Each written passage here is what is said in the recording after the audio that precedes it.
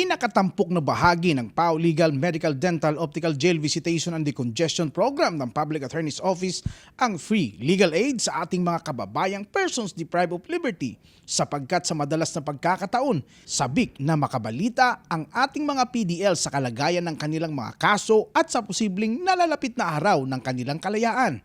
The main reason why we make this jail visit as regularly as possible is for us to really maintain yung PDLs into a very limited number so that maiwasan yung matagal na magdesisyon ng mga kaso and for us to efficiently administer justice as fast as we can.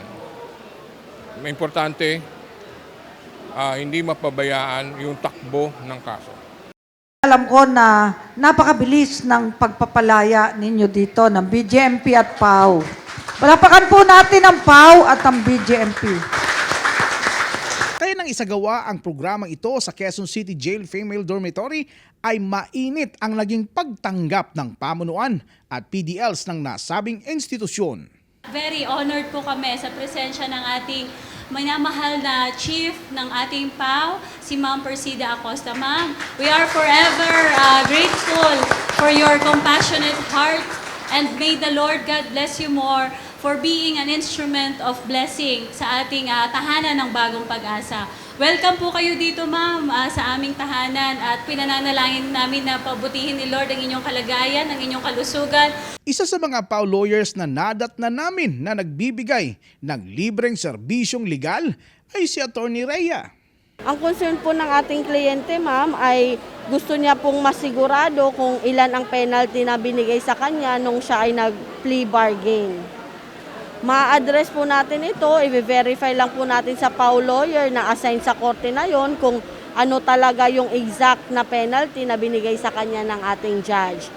Pwede din tayong makakuha ng kopya ng order or nung decision nung pag-plea bargain niya. Magagawan po agad ito ng communication doon sa ating kliyente. Mabilis at episyente, ganito ang patuloy na itinataguyod ng mga abogado ng PAO sa kanilang pagsiserbisyo publiko. Kaya maaasahan na kahit libre ang serbisyo ng PAO, ay di kalidad ito. Binigyan din ng pag-asa ng ating hepe ang mga nakalagak nating women PDL sa QCJFD upang makamit nila ang inaasam na kalayaan sa lalong madaling panahon.